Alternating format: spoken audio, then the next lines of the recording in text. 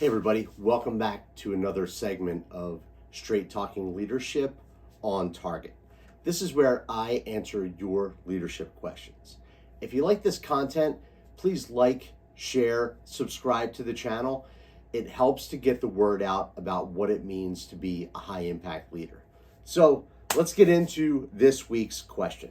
The question is, I'm the head of facilities at a resort in Southern California. I've been here for a year and I have a senior technician who's been here for 20 years. He has a bad negative attitude, poor work ethic, complains about everything, and has caused 2 guys to quit in the past 6 months. He complains about our other techs too. I've talked to him about these things, nothing changes. How do you deal with a toxic senior guy? That's a really good question. And the first thing that I would do is, if you haven't already, I would try to build a relationship with this person. You didn't say what this guy's name is, so I'm just going to call him Joe. I would make it a point to have conversations with Joe that are relationship building. I would talk to him about his experience at the resort. Hey Joe, you've been here for 20 years. You've seen so many things. What's one thing that someone in my position tried before and it failed? I want to avoid that stuff. Or, hey Joe, what are the things that you think we could be doing differently with our guys? How could we be more efficient? How could we be more effective, get more done? What kind of new resources do we need? Hey Joe, what kind of things are you interested in outside of work? Do you like going to the beach? Do you go camping? You into cars? Try to find out what this person is interested in. What makes them tick? By that, maybe you can start to piece together what's causing this general bad attitude or, the negative vibes that he's throwing off. You should also, again, kind of playing to his term at the company, being there for 20 years. So, hey Joe, what are your expectations of the other technicians? What are the kind of things that you think they should be doing that maybe they're not doing? What could they be doing better? And once he starts to open up about that, that's when you kind of get him involved and say, you know what, Joe, I would love for you to lead by example and maybe take some of these guys under your wing.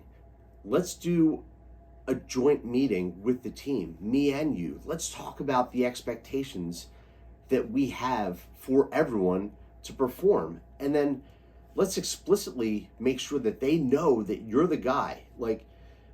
You have more experience here than I do. You're going to be able to answer their questions so much better than I can. So let's put you in a position where you're seen as that authority figure. And then I want you to make sure that you're setting the example of the expectations that we want from them. Now, what you should also do is set the expectations that you have of Joe or whoever you have in this case. As the senior person, the more junior people look up to you. So I would like you to be out front. I would like you to be the guy who demonstrates through the interactions that you and I have how you want the other guys on the team to interact with you, with me, with the guests here at the resort. I want you to set expectations with Joe about how his behavior affects the workflow of the rest of the team. And I want you to let him know that having him on the team is a benefit because of his experience, but at the same time, he's really not doing anyone any kind of service with the continual complaints, and that needs to stop. You need to set that boundary in the sand. But at the end of the day, if you try building a relationship, you try addressing the attitude, you try putting him in charge of something so that he has some buy-in and input. If that doesn't work, you need to get your HR people involved, and you need to talk about a plan to exit this person, because you can never sacrifice the entire team just to placate one person. I don't care if this person has been there for 20 years. It's possible that he's been a toxic employee for that entire 20 years, or maybe the past 10 years of it, but it's never been addressed. You already said that you've lost 2 guys in the past 6 months because of Joe.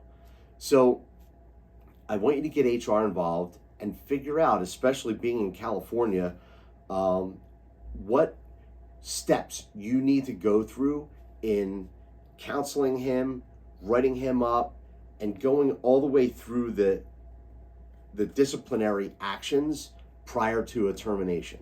Because as leaders, we want everyone on our team to succeed, but when it comes down to the health of the entire team versus just one individual player, that person has to go. The needs of the team as a whole have to be front and center. You can't let a single person affect how the rest of the team operates if they cannot be helped. So do all that you can to try to help this person, to get them in the right mindset. But if that doesn't work, you've got to let them go. There's no room for that kind of behavior, because it's only going to drag down your morale, your performance, and potentially you'll have other people quit. So always put the needs of the team as a whole ahead of the needs of an individual person.